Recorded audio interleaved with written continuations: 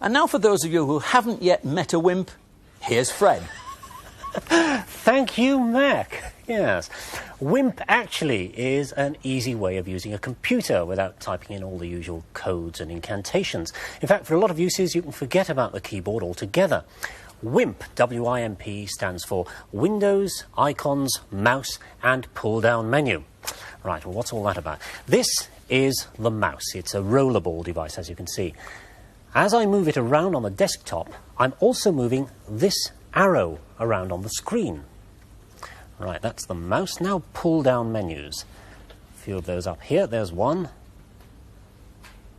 another, and a third. Now this is another alternative to typing in. So, for example, if I want to enter the word redraw, instead of keying it in, I simply point to it and select. Windows are these things here, the boxes on the screen.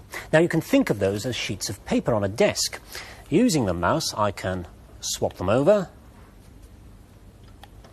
I can move them about. Let's put that one in the front again. Move it down. And I can even change the size if I want to.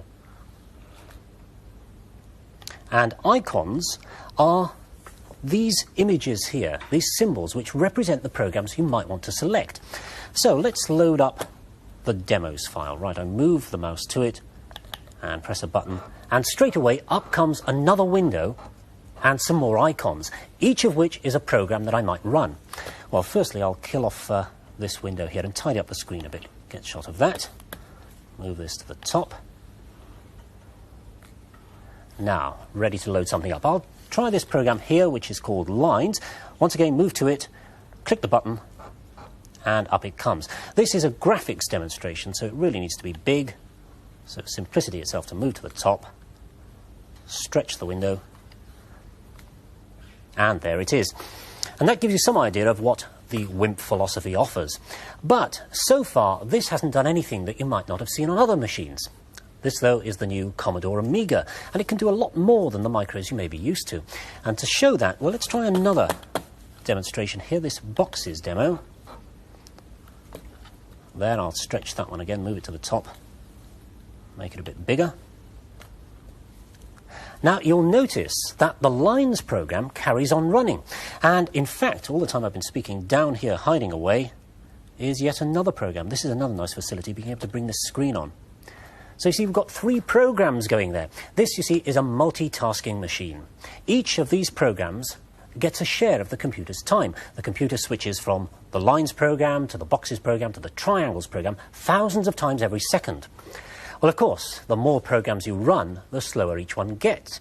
Look how jerkily that Triangles program is moving. But if I remove some of these others here, kill that off, kill that and that, watch what happens to the speed. Those triangles are drawing much quicker now. It's got the processor all to itself, so the program can run faster. Well, you may be wondering how the Amiga gets this sort of speed.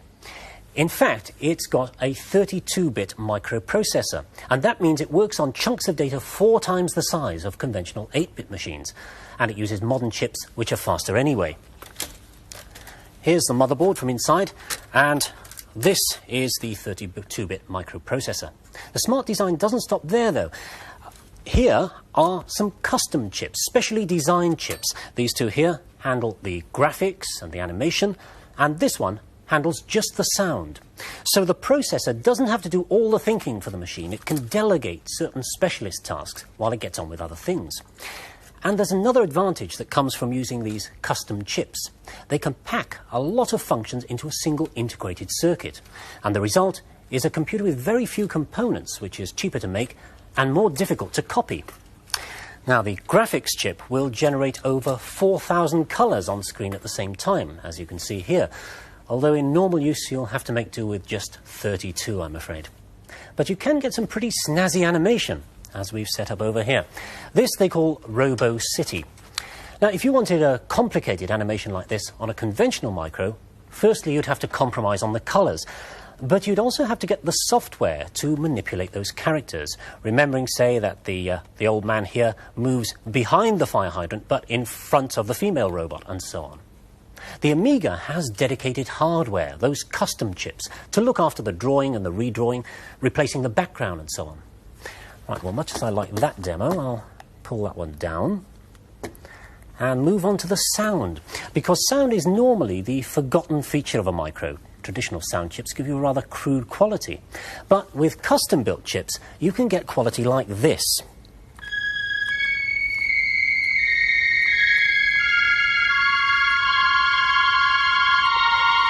I find that pretty stunning. That is actually stereo sound, and it's a sign of how seriously they take the sound facilities of this machine, that you can get more sounds by loading in directly the digitized sound files from the Fairlight, one of the most sophisticated of the professional computer musical instruments. If you don't fancy the old strings touch, what about this one?